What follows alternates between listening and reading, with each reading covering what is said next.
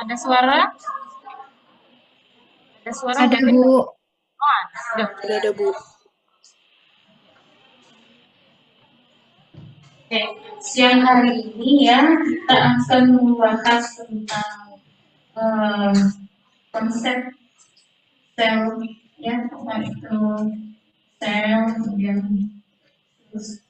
strukturnya apa aja ya. Mungkin di UTB SMA kalian sudah membahas, sudah belajar, bahkan belajar lebih jauh ya.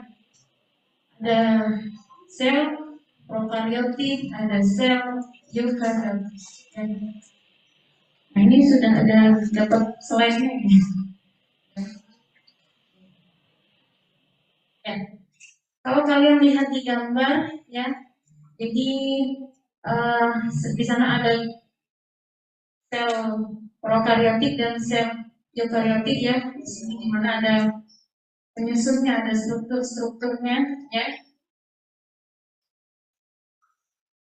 Kalau kita lihat perbedaan pada gambar ini ya, kita langsung bisa tentang nih sel prokaryotik ini dia jenis sel yang sel tunggal ya, atau uniseluler ya. Kalau sel eukaryotik dia jenis multiseluler ya. Sel adalah struktur dasar dan fungsional dari organisme kehidupan. Kenapa bisa disebut struktur dasar dan fungsional dari organisme kehidupan? Ada yang mau berpendapat? Apa sel itu bisa disebut struktur dasar dan fungsional?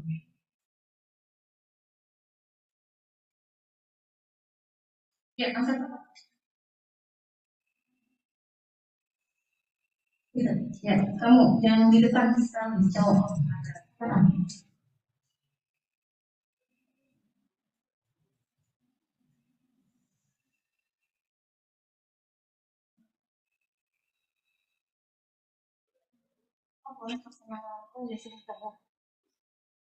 Ini gabung ya kelasnya ya? Oh, terus ininya duduknya? Oh, acak. Ada berapa kelas? Alfa, beta? Yang alfa, beta? Yang di online?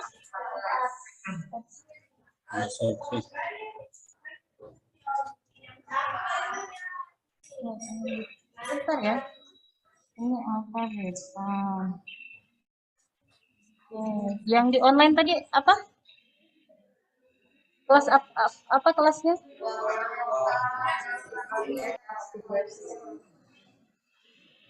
Oh, ini aja yang ini aja.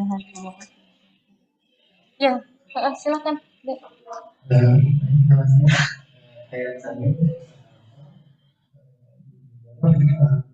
Sel struktur dasar dan fungsional dari organisme ditanamkan di organisme paling kecil itu sel yang hidup dan bisa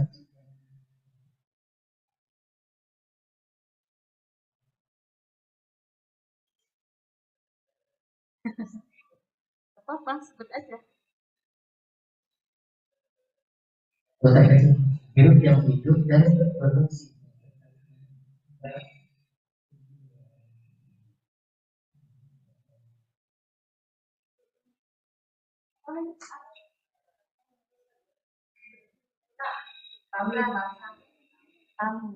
Ada lagi tadi paling yang nyebutin dari sini ya, dari sini. Ya, coba kamu.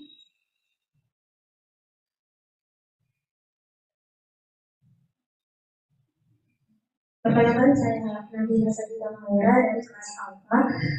Untuk menjawab, sel itu sebagai struktur dasar dan fungsional dalam tubuh satu organisme, karena sel itu merupakan susunan terkecil dalam makhluk hidup yang akan membentuk jaringan organ lalu sistem organ itu ke organisme dan seterusnya, sehingga sel itu sangat berperan penting dalam tubuh makhluk hidup atau seluruh organ. Tadi ya kamu. Perkenalkan, nama saya Citra Salsabila dari kelas 4. Menurut saya, sel dapat diartikan sebagai struktur dasar dan juga fungsional dikarenakan sel merupakan unit terkecil yang menyusun suatu perkembangan hidup dan juga berfungsi sebagai tempat terselenggaranya suatu fungsi kehidupan. Sehingga apabila sel mengalami kerusakan, maka dapat mengganggu secara keseluruhan fungsi dari kehidupan manusia atau makhluk hidup yang berkaitan. Terima kasih. Dari kelas beta ada nggak? Tengah-tengah. Oh iya di belakang ada.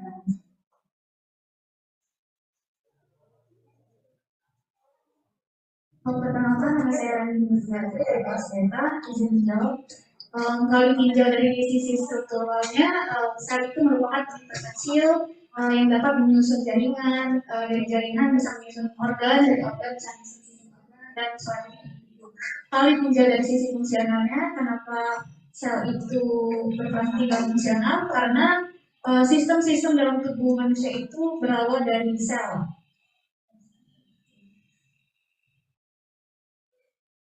Oke, ada lagi kelas beta? Yang pertama.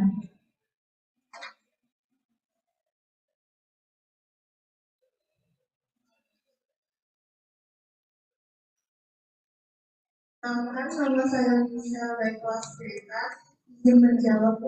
Menurut saya, sel adalah struktur dasar karena dia merupakan komponen penyusun terkecil dari makhluk hidup dan berdasarkan fungsionalnya dia tuh memiliki organel di dalamnya yang mempunyai fungsi-fungsi tertentu.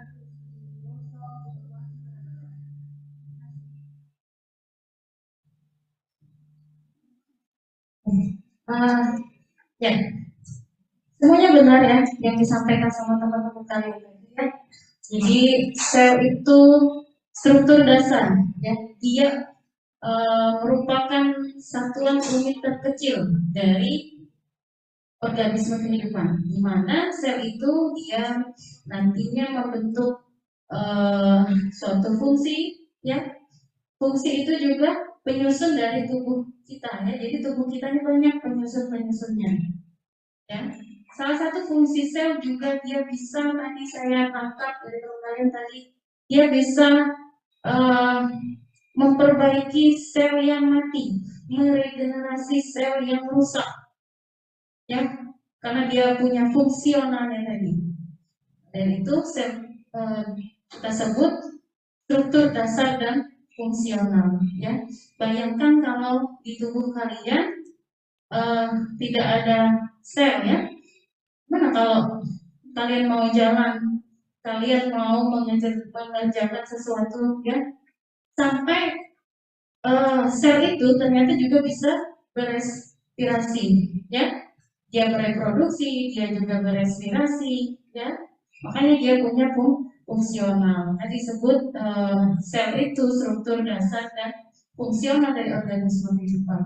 Sel ini ya dia merupakan organisme terkecil.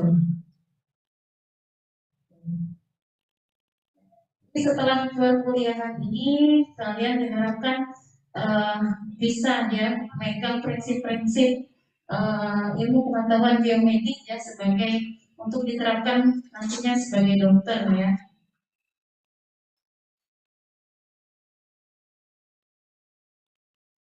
Oke. Perkuliahan kita nanti ada pembahasan tentang sel sebagai organisme terkecil ya. Kemudian nanti kita juga akan bahas apa struktur dari sel ya, itu baik dari sel eukariotik ataupun sel prokaryotik ya. Kemudian nanti kita juga bahas faktor endogen dan faktor eksogen ya, dari misalkan terjadinya kematian sel ya. Ya, ini tadi yang sudah dijelaskan sama teman-teman kalian tadi ya, sel merupakan organisme terkecil, ya, dia uniseluler. Ya, apa saja jenis dari sel ini ya? Nah, di sini tipe-tipe sel uniseluler ya, organisme uniseluler ya. Jadi ada namanya kelas Monera ya. Ada yang sudah nyari contoh dari Monera itu apa? Hah?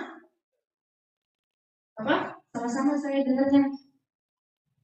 Apa? Hah? Oh, bakteri? Archaea. Ada yang tahu alga? Iya, ya ini jenis dari Monera ya. Kemudian organisme yang tergolong prokariot ya. Kemudian bakteri ya. Kalau bakteri ini dia ada bakteri gram negatif ya, itu berdasarkan dari pembagiannya berdasarkan dari dinding selnya ya. Jadi ada bakteri gram negatif, ada bakteri gram positif ya. Mungkin akan lebih kalian bahas kalau untuk gram negatif, gram positif, kemudian berbagai bentuknya ini di mikro ya, di blok 8 nanti. Salah satu contohnya bakteri gram negatif ini bakteri Salmonella ya, Shigella. Kemudian bakteri gram positif, Staphylococcus, Streptococcus ya.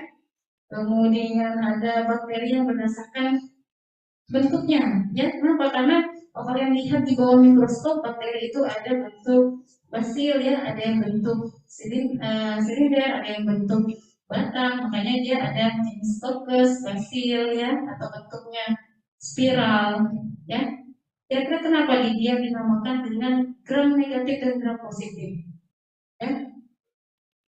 Jadi kalau jenis bakteri ini yang bisa dia dilakukan pewarnaan ya, maka dia akan berubah.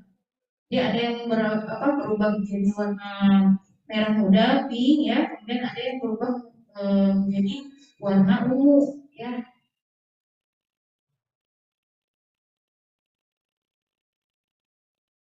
Nah ini ya nggak kelihatan ya, kalau di slide-nya kelihatan. Jadi dia berubah ya.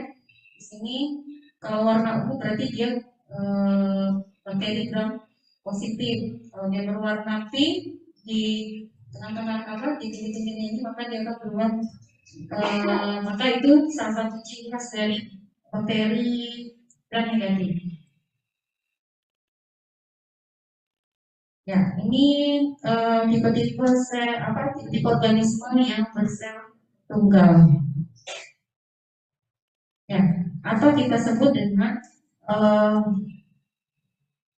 sel prokaryotik ya. Nah, ini strukturnya ya, ada yang namanya kapsul, kemudian ada yang namanya inti sel, ya, ada yang namanya membran plasma, kemudian ada yang namanya sitoplasma, ada di sini ribosom, ya, yang terkecil di sini plasmid, ini bulu-bulu kecil di sini namanya ini, dan ini yang namanya flagella, ya, flagella. Ya, di sel prokariot juga dia ada DNA, ya, ini, tapi dia nggak ada selubungnya. Kalau kalian lihat ini dia tidak terselubung ya, makanya dia dinamakan dengan nukleoid. Ya. Oke. Dia kapsul ini fungsinya dia untuk menjaga agar zat agar benda-benda asing itu tidak ikut masuk ke dalam struktur sel. Ya. Dia mengelilingi struktur sel yang ada di sini. Kemudian kalau dia dinding fungsinya dinding sel ini ya, ada yang namanya peptidoglikan ya, itu jenis dan dinding selnya ya, dia fungsinya juga sama sebagai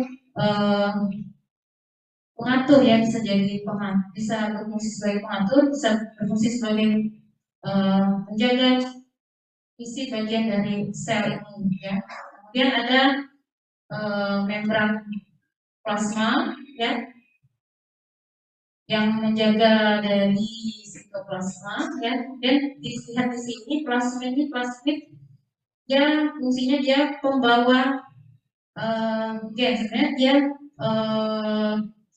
tidak terlalu berkaitan ya untuk di dalam reproduksi, tapi dia di sini sebagai pembawa gen ya. Kemudian ada yang bulu-bulu halus ini dia fungsinya agar kan di kapsul ini ada bagian-bagian lendir ya, bagian lendir. Nah fungsinya dia bisa kadang sel itu dia kan melekat pada organisme yang lainnya. Nah ini salah satu fungsi dari pili ya, pili ini.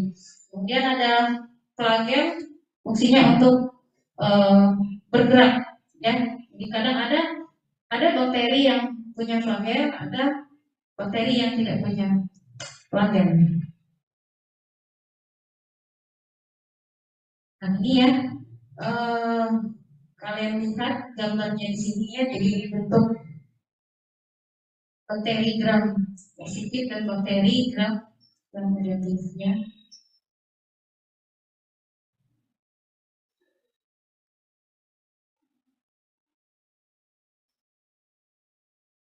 Kalau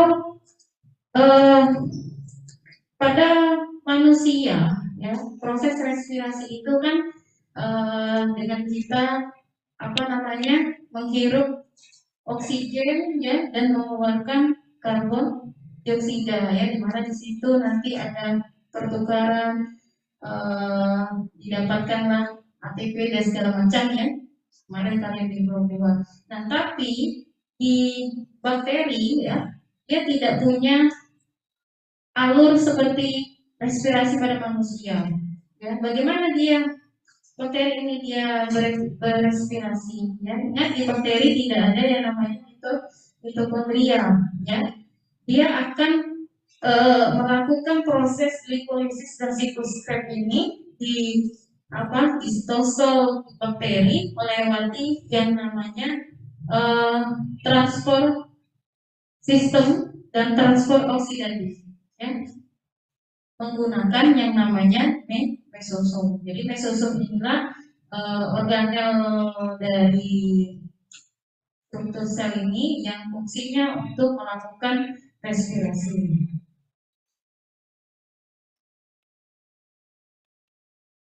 Nah, apa peran bakteri di kehidupan manusia? Ya, jadi yang pertama peran dari bakteri terhadap kehidupan manusia ini kan, kalau kalian selama ini kalian lihat ya, ada bakteri jahat, ada bakteri baik ya. Ternyata bakteri ya, atau kalau kalian lihat tumpangnya, karena bakteri itu nggak selalu jahat ya, dia juga baik untuk tubuh kita ya. Nah ini salah satunya dia berperan dalam menguraikan tanaman dan hewan ya dari siklus nitrogen, karbon dan fosfor. Tahu nggak ini fungsinya apa? Kira-kira dalam penguraian jenis apa ini? Penggunaan apa? Hah? Ya, kompos ya. Dia bisa menguraikan tanaman dan hewan-hewan. Jadi bisa ya itu digunakan ya, salah satunya recycling dari nitrogen, karbon dan fosfor ya. Jadi penggunaan pupuk kompos itu salah satunya ya, ada dari ya, dia ada peran dari bakteri. Tahu nggak bakterinya apa? Hah? Nah, nanti dicari ya. Kira jenis bakteri apa yang berperan ya. Kemudian dia berperan juga dalam kaitannya hubungannya dengan organisme yang lainnya, dia mensuplai pembentukan vitamin B dan eh, vitamin B12 dan vitamin K ya. Jadi ada salah satu bakteri namanya bakteri Lactobacillus ya.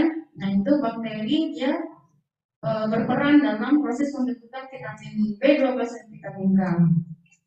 Kemudian ada proses pembuatan ya. Kemudian nah ini yang sering kali digunakan ya, kadang dijadikan penelitian oleh kakak tingkat kalian ya, misalkan atau bagian farmako nih mau melihat resistensi dari suatu obat ya dengan antibiotik, atau misalkan mau melihat perkembangan suatu bakteri. Nah ini biasanya digunakan riset ya, jadi bakteri itu digunakan sebagai penelitian ya. Gunanya untuk apa? Misalkan mau menentukan obat apa bakteri ini ya bisa digunakan sebagai antibiotik. Bakteri ini sangat bisa digunakan sebagai apa ilmu ya, ilmu terbaru.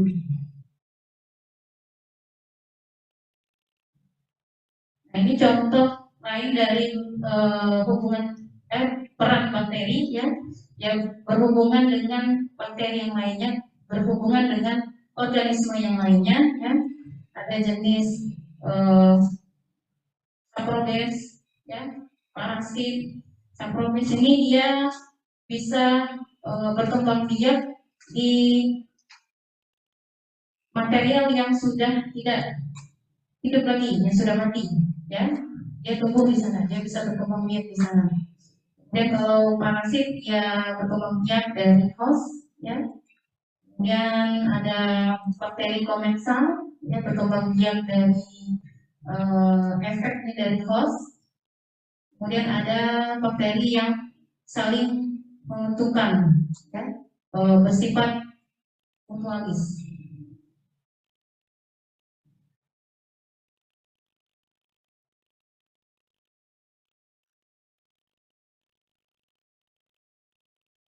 Nah, jadi penemuan tentang bakteri ini ya sebelumnya sudah banyak sekali dilakukan oleh beberapa ilmuwan. Salah satu dari ilmuwan ya Rudolf Virchow tahun 1855, di sini dia menemukan dia mengatakan di mana sel itu berada ya pasti sebelumnya ada sel yang tumbuh sebelumnya. Jadi misalkan dia tumbuhan ya, tumbuhan atau hewan, dia akan tumbuh dari tumbuhan sebelumnya itu. Ya. Jadi bisa kita katakan tanaman atau hewan itu yang sebelumnya memang sudah ada, dia berasal dari tanaman dan hewan itu sendiri. Nah ini pendapat dari Rudolf Virchow. Oke, kemudian struktur sel ya. Jadi struktur sel ini ada 3 ya. Ada struktur kimia, ada struktur fisik, ada struktur biologi. Ini kalau struktur kimia ya ada anorganik dan organik ya. Anorganik ada water mineral ya, udara mineral, zat mineral. Kemudian kalau dia organik tersusun dari protein, lipid dan karbohidrat. Untuk struktur fisiknya ada koloid ya, koloid sel, kemudian ada membran permeabilitas ya, osmosis. Kalau untuk struktur biologi ada dinding sel ya, yang seperti kalian lihat tadi ada membran plasma, ada sitoplasma, ada nukleus dan ada membran nukleus ya.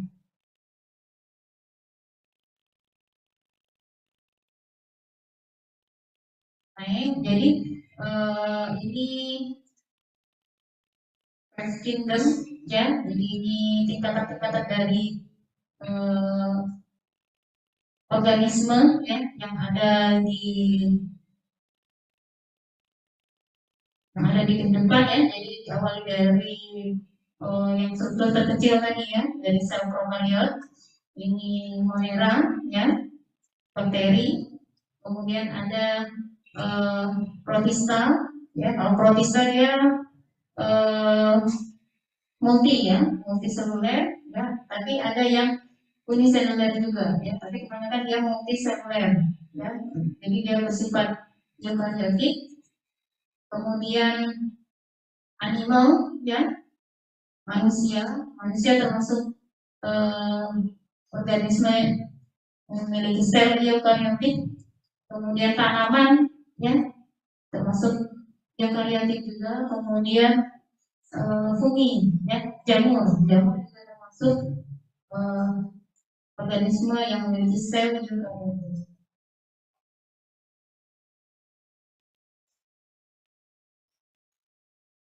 Nah, jadi kalau dilihat dari strukturnya tadi, ya, kalau bisa kita bedakan prokaryotik sel prokaryotik dan sel eukaryotik, ya. Kalau dari strukturnya tadi, bahwa sel prokaryotik tadi dia tidak ada membran selnya, ya, bukan tidak ada, dia di nukleusnya dia tidak ada membran inti, ya.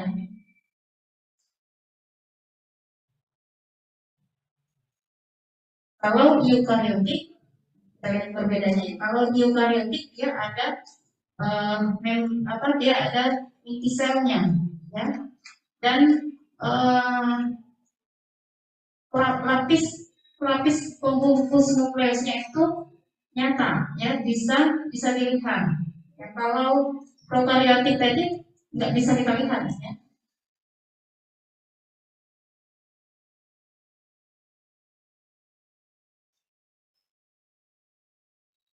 Nah, ya, jadi ini nukleoid, ya. Nah, kalau kita lihat di sel eukariotik dia ada nukleusnya, tapi tetap di sel eukariotik dia punya tetap sama-sama punya membran plasma, ya. Kalau eukariotik dia lebih kompleks lagi struktur penyusunnya, ya. Jadi di nukleus itu dari inti sel itu dia ada membran intinya, ya. Jadi kemudian ada anak intinya nukleolus, ya. Kemudian ada plasma pembungkus dari nukleusnya, ya. Ada yang namanya aparatus Golgi, ada yang namanya centriole, lisosom, ya. Kemudian di sini namanya sitoplasma. Kemudian ada yang namanya mitokondria, ya. Ini ciri khas sekali mitokondria. Kemudian kadang ada yang namanya retikulum endoplasma halus dan retikulum endoplasma kasar, ya. Kemudian ada ribosom. Kalau ribosom fungsinya untuk apa? Sintesis. Nah, berarti kalau sudah bisa jawab, berarti tahu ya fungsi-fungsi dari struktur sel ini, ya. Dari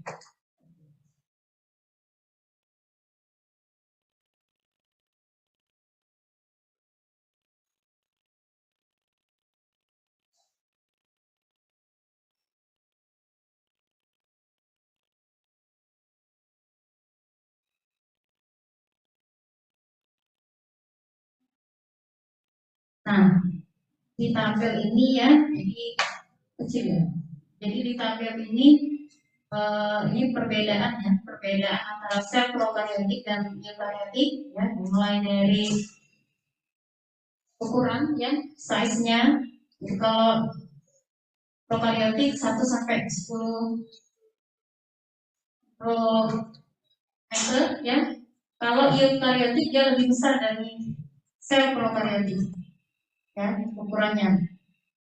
Kemudian dari genomnya, sebenarnya sel prokaryotik ada DNA, ya.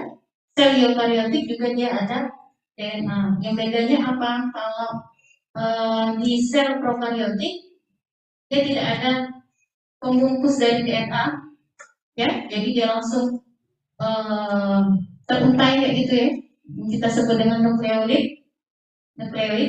Kemudian tapi kalau di eukariotik dia ada lapisan, ada pembungkusnya, ada membran.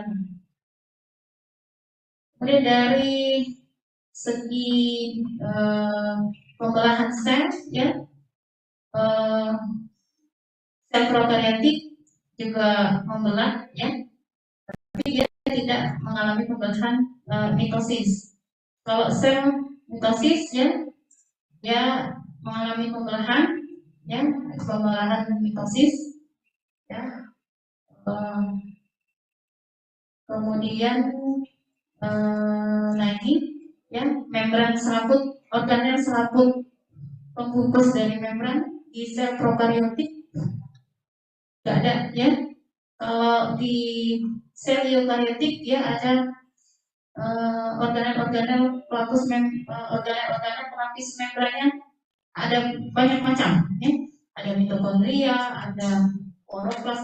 Kloroplas di sini biasa ditemukan di tanaman atau di kumis alga ya. Kemudian ada retikulum endoplasma, aparatus Golgi, dan lisosom. Lisosom hanya ada di hewan ya. Kalau dari segi nutrisi, sel prokariotik ini mengalami absorpsi ya. Beberapa ada yang mengalami fotosintesis, sama juga sel eukariotik yang mengalami absorpsi ya. Di beberapa spesies ada yang fotosintesis ya.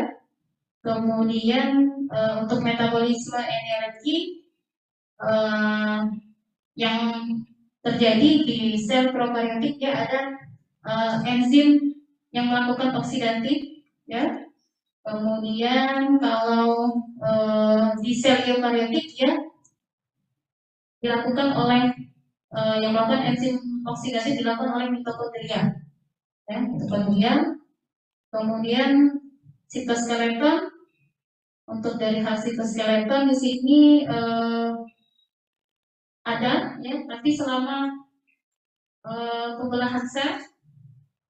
Kemudian kalau sel eukariotik ya dia sangat kompleks, dia dilengkapi dengan mikrotubul ya, ada filamen-filamennya, salah satunya ada filamen aktin. Kemudian pergerakan intraseluler ya tidak ada ya di sel prokariotik. Kalau di sel eukariotik dia ada sitoplasmik ya, ada endositosis, fagositosis ya, jadi mitosis, dan ada transport vesikel ya. Nah, ini perbandingan dari sel prokariotik dan sel eukariotik. Ini tipe sel dari hewan ya, ini sama yang saya jelasin tadi ya. Jadi ada nah ini ada lisosum ya, ada perisikul, centriole ya. Kemudian ini namanya aparatus Golgi ya. Ini ada yang namanya ribosom ya. Dan jadi ini inti selnya tadi ya. Sini ada retikulum endoplasma masal. Nah, ini mitokondrianya. Ini tipe sel hewan ya. Tujuannya kenapa kita mesti belajar struktur dari sel ini ya. Nantinya kita akan membedakan. Jadi misalkan kalian nanti praktikum ya, misalkan kalian mau melihat struktur selnya, oh ini sel tumbuhan ya, beda sel tumbuhan sama sel hewan ya. Oh ini dia sel hewan ya. Di sel hewan dia tidak ada dinding sel ya. Kalau sel tumbuhan dia ada dinding selnya.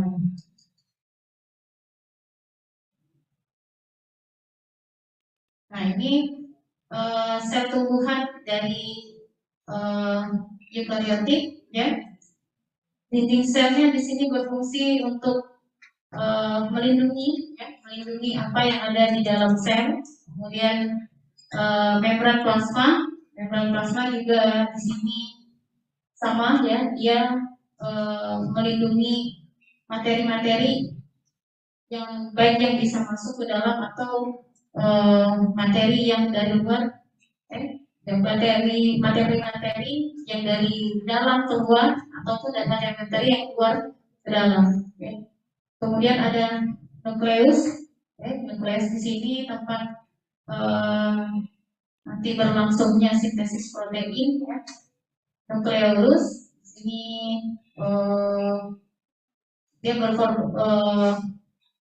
bersama dengan ribosom ya dalam proses sintesis protein.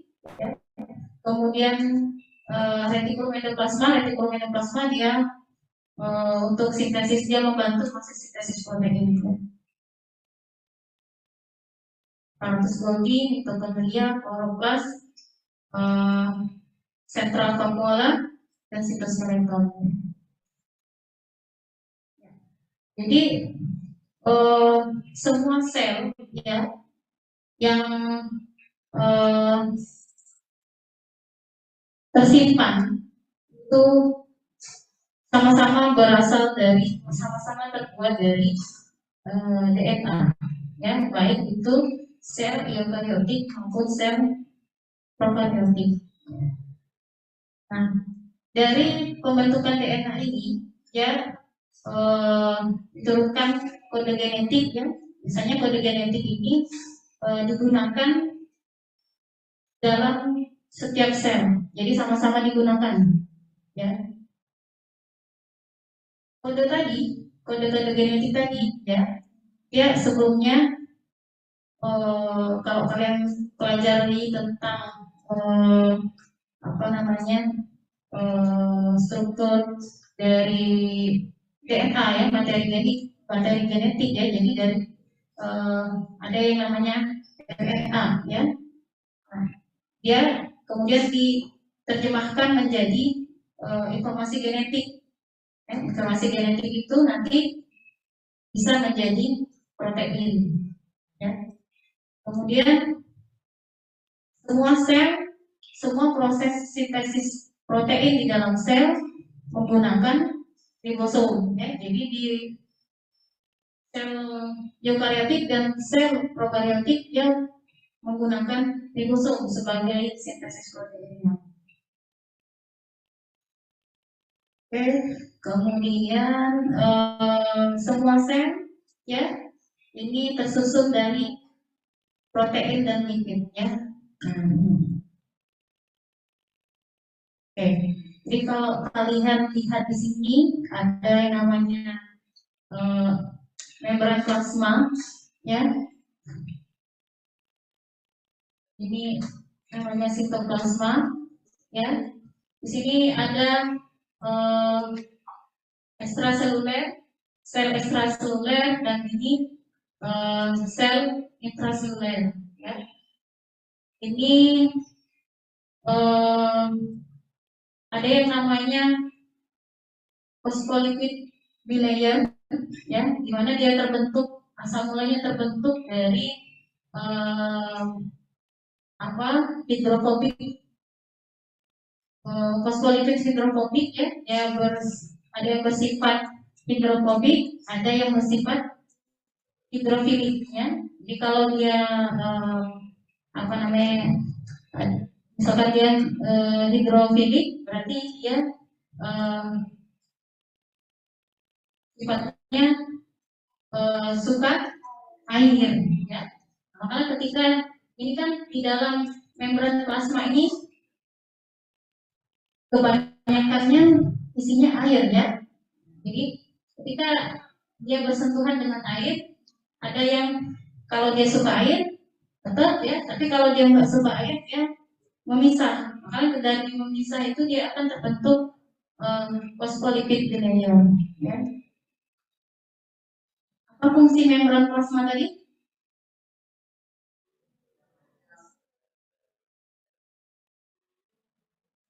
Melindungi apa? Melindungi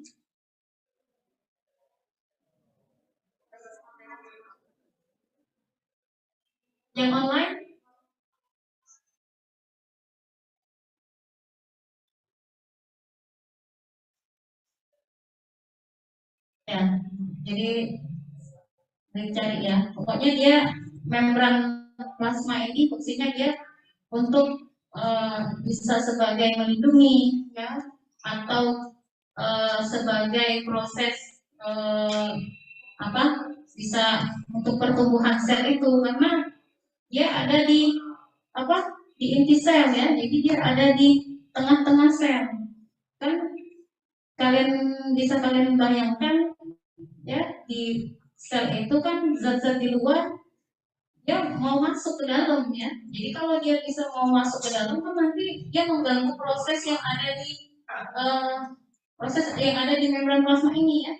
Kalau kalian lihat di strukturnya ya, ada protein-protein ya. Protein inilah yang nantinya nanti dia bisa berfungsional ya, berfungsi menjadi struktur ya, nanti jadi dari protein-protein ini. Jadi ada banyak penyusunnya, ada kolesterol ya, kalau kalian lihat di sini ada lipid ya, ini merupakan zat-zat pengatur dari suatu sel itu. Jadi kalau ada zat-zat yang mengganggu dari luar tadi, jadi dia ada yang melapisi dari membran plasma ini ya. Kalau kalian cari di Googling itu banyak sekali ya manfaat dari membran plasmanya. Salah satunya tadi dia fungsinya untuk melindungi, bisa juga dia pengatur ya, atau bisa juga sebagai untuk pertumbuhan ya, pertumbuhan dan perkembangan dari sel itu sendiri.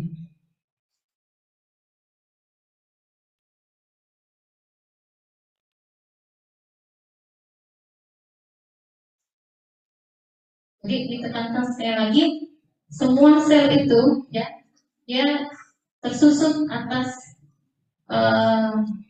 dasar kimia yang sama ya. Ada karbohidrat, ada protein, ada asam nukleat, ada mineral, ada lemak, ada vitamin ya. Jadi bukan hanya tubuh kita aja yang susun dari zat kimia. Sel juga, semua sel ada struktur kimiawinya ya. Kemudian semua sel ya mengatur aliran nutrisi ya, baik itu yang berfungsi ataupun yang tidak berfungsi ya. Jadi dia bisa mengatur. Jadi kalau dia yang fungsinya baik untuk sel itu ya ambil, kalau yang nggak berfungsinya baik dia tinggalkan ya. Semua sel bereproduksi ya, reproduksi dan menghasilkan reproduksi itu sendiri ya. Jadi seperti kayak pada pembelahan sel secara mitosis itu ya, dia kan untuk menghasilkan sel anakan ya. Jadi dia mengalami pembelahan ya. Yang kalau mitosis dia sama dengan sel induknya ya. Biasanya untuk apa? Untuk yang reproduksi ya, untuk berkembang biak ya, menghasilkan generasi yang baru. Sel juga digunakan untuk suplai energi ya. Kemudian sel juga saling bekerja sama ya, berelaborasi dalam sistem dengan kimia ya.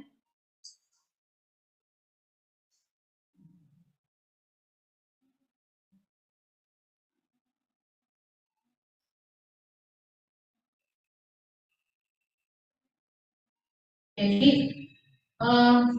peran sel itu ya di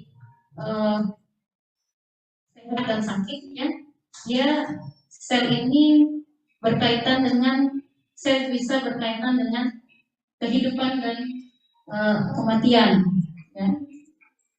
Kemudian ada sel permanen, sel stabil, dan ada sel labil ya. Kalau sel yang mengalami kematian ya, ada sifatnya nekrosis, apoptosis ya. Kalau dia itu sel yang mati ya. Jadi kalau dia nekrosis dia kalau apoptosis dia kematian sel secara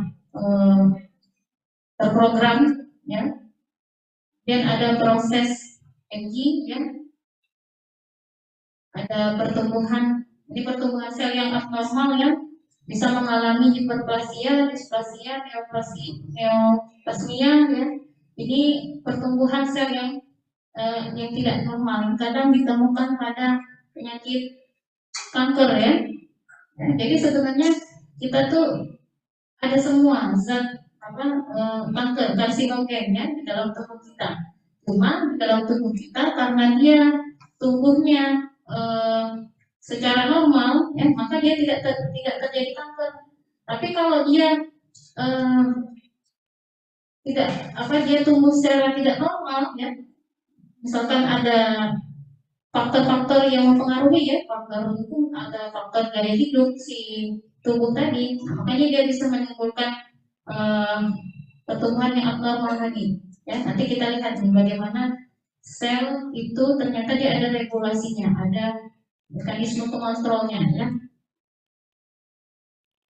Kemudian sel membelah, ya, menjadi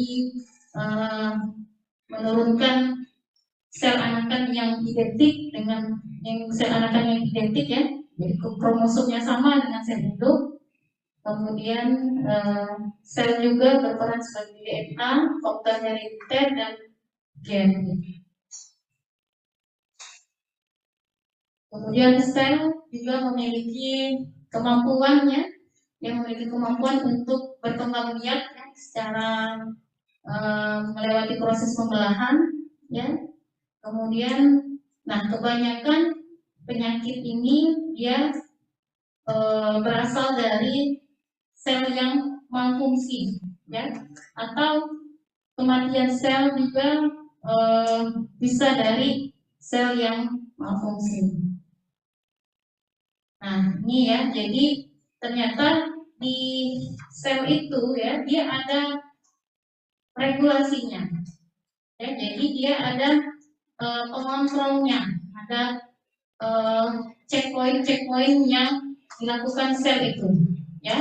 Jadi kenapa kalau checkpoint ini perlu dilakukan, ya? Jadi kalau kalian sudah belajar tentang siklus sel, ya, jadi siklus sel kan jadi dia dari tahapan interfase, ya. Kalau kalian lihat di sini ada tahapan interfase, ada fase D1, ada fase G2, ada fase S, ada fase mitotik, ya.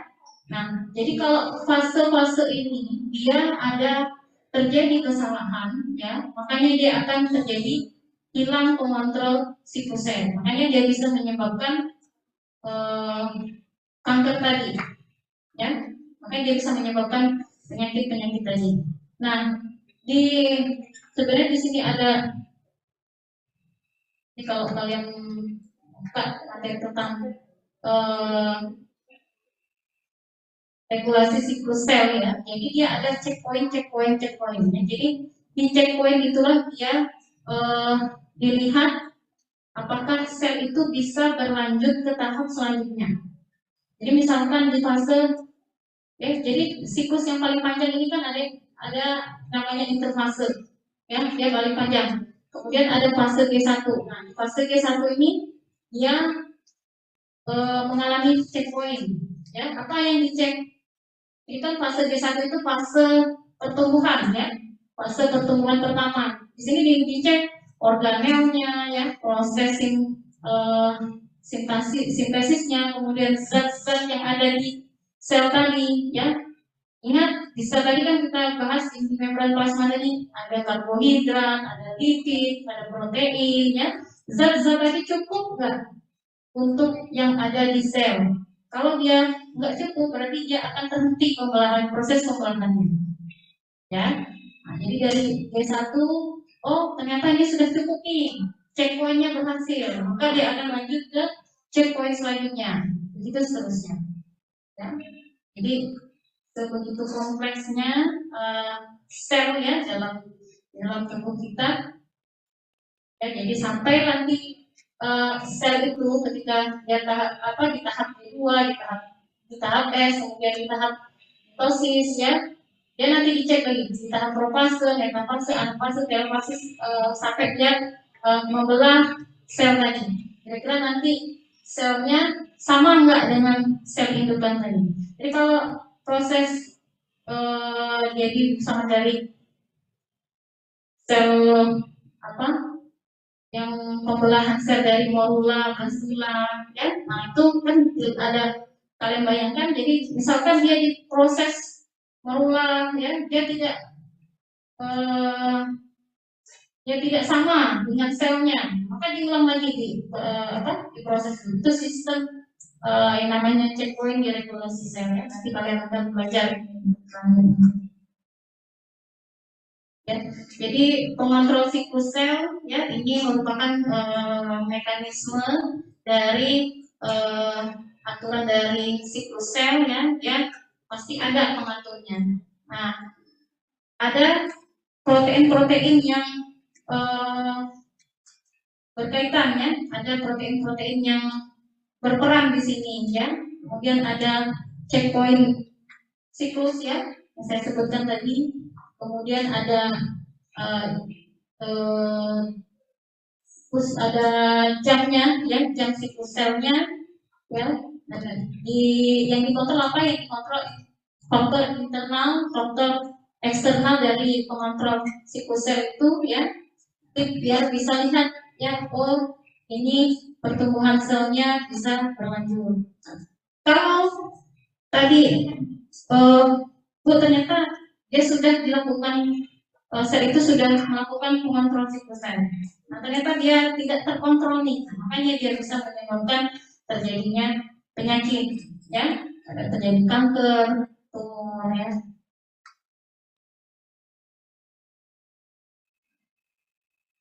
Nah ya, ini ada faktor-faktor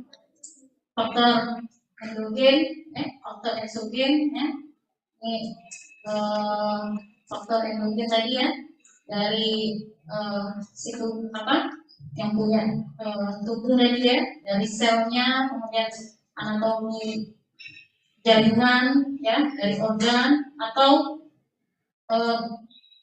faktor itu datang dari lingkungan tempat tinggalnya ya, bisa lingkungan bagaimana, kemudian gaya hidup tadi ya, sehingga bisa menyebabkan suatu terjadinya penyakit ya.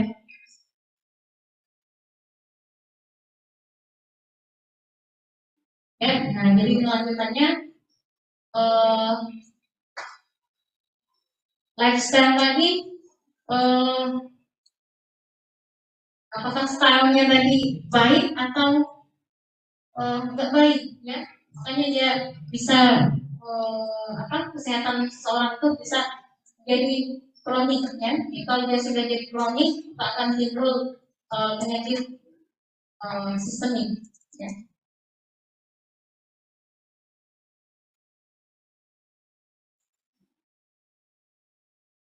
Dengan lewatkan ya. Jadi ini beberapa penyakit degeneratif ya yang terjadi di jaringan dan organ kita. Nah, ternyata sekarang ini penyakit-penyakit ini ya, kalau dulu yang kita kalau ada kayak kanker ya itu tidak bisa diobati ya, kayak misalkan kanker leukemia ya, kemudian anemia sel sabit, kemudian di sini dicontohkan ya hepatitis liver ya itu. Nah sekarang ini sudah banyak metode pengobatan ya, salah satunya bisa digunakan yang namanya stem cell ya, atau kultur sel ya. Jadi bisa diperbaiki bisa mengobati penyakit-penyakit ya. Nanti akan kalian dalam lagi di pembahasan ya, tentang stem cell.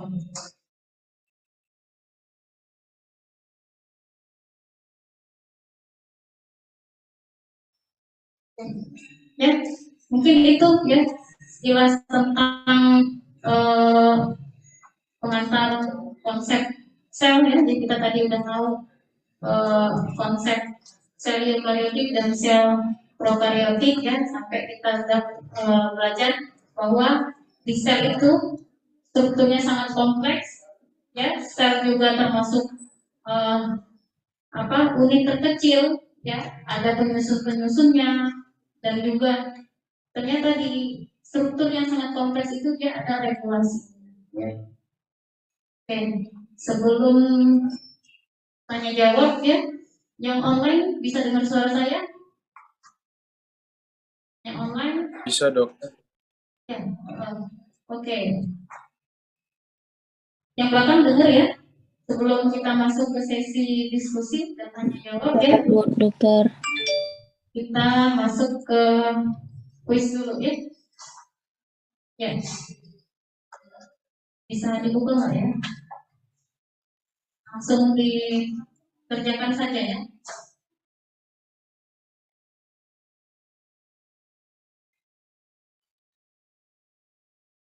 Untuk ini 11.34, nanti 11.40, ya. Akan dikerjakan 11.40, ya. Kita sama-sama belajar.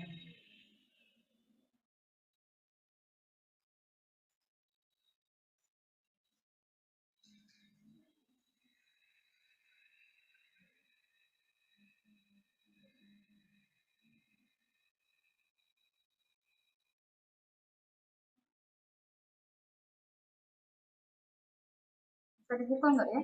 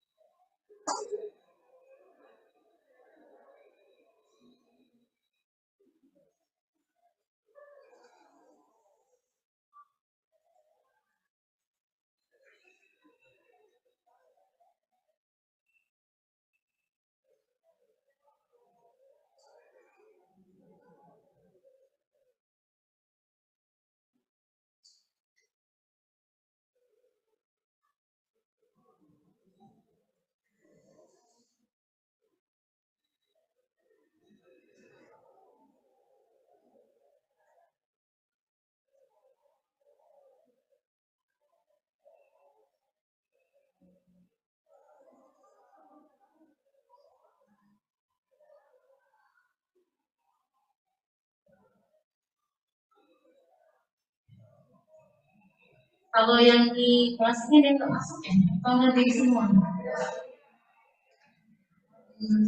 Bunga, sakit.